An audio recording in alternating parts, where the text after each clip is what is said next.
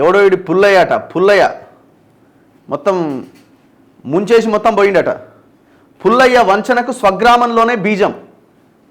బీకేగూడ దాసారం బస్తీ సమీపంలో పుల్లయ్య పూరి గుడిసె అటు ఇది. రవీంద్రనగర్ సమీపంలోని సి టైప్ కాలనీలో నివాస భవంతి అటు ఇది. మొత్తం సిట్టీలు వేసిండట, ఉడాయించిండు. అక్కడ మోసాలకు తెరలేపి నగర బాట పట్టిండట. తొలుత పూరి గుడిసెలో నివాసం, కుమారుడి వద్ద కూలీగా జీవనం, తిరిగి చిట్టీల వ్యాపారంతో కోట్లకు పడగలెత్తి హైదరాబాదులో భారీ భవంతి, ఏపీలోని గుత్తిలో కూడా ఒక పెద్ద బిల్డింగ్ ఉందట. 100 కోట్లతో బిచానా ఎత్తేయడంతో బాధితులంతా విలవిలాట. పాపం ఎంత ఘోరము. ఏదైతే అమీర్పేట్, ఎస్ఆర్ నగర్, హైదరాబాద్ సనత్ నగర్ పరిధిలోని రవీంద్రనగర్లో చిట్టీలు అధిక వడ్డీ ఆశ చూపి సేకరించిన దాదాపు 100 కోట్లతో బిచానా ఎత్తేసిన పుల్లయ్య ఉదంతంలో కొత్త కోణాలు వెలుగు చూస్తున్నాయి.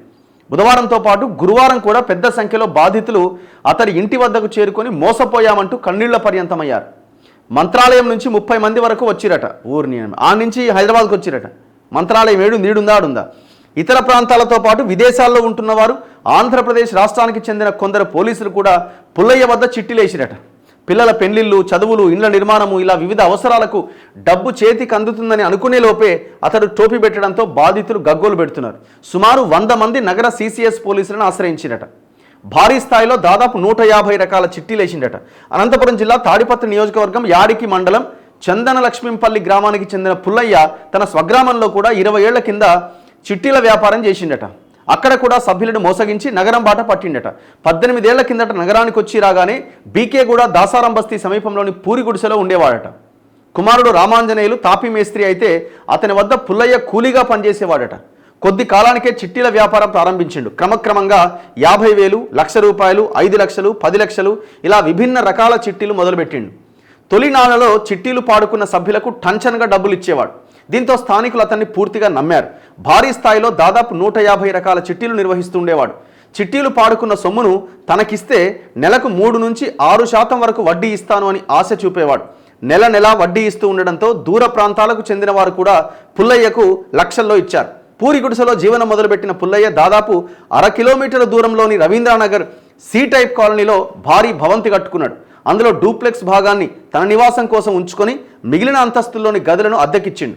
ఫార్చునర్ కారు, ఇతర వాహనాలు కూడా ఉన్నాయి. ఏపీలోని గుత్తిలో కూడా భారీ భవంతి నిర్మించాడు. కానీ గుడిసెలోనే నిద్రపోతాడట మల్లయ్యుడు.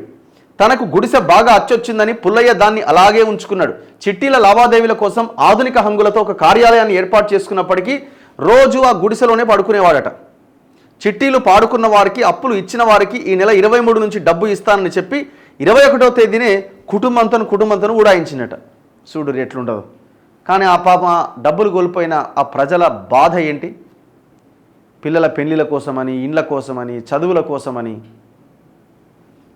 ఏం మిగిలింది? అందుకే ఇట్లాంటి వాళ్ళ దగ్గర చిట్టీలు వేయడం మానేయండి. అసలు అది మరీ వాళ్ళు మనకు చాలా దగ్గర ఇక ఏమి కాదు అన్న బలమైన కాన్ఫిడెన్స్ ఉంటే తప్ప అసలు అన్నోన్ పర్సన్స్ దగ్గర ఇక పలానా ఆయనే చెప్పిండు, ఆయన దగ్గర చిట్టి ఏమని అని అంటే అట్లా వేయకండి దయచేసి.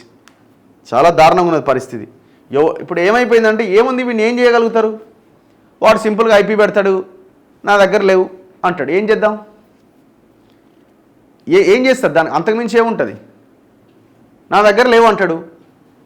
కోర్టులు కూడా ఏం చేయలేవు కూడా. మనం లబోదీపం అనడం తప్ప ఇంకా అంతకుమించి ఏం లేదు. నెక్స్ట్ మిగతా వార్తల్లో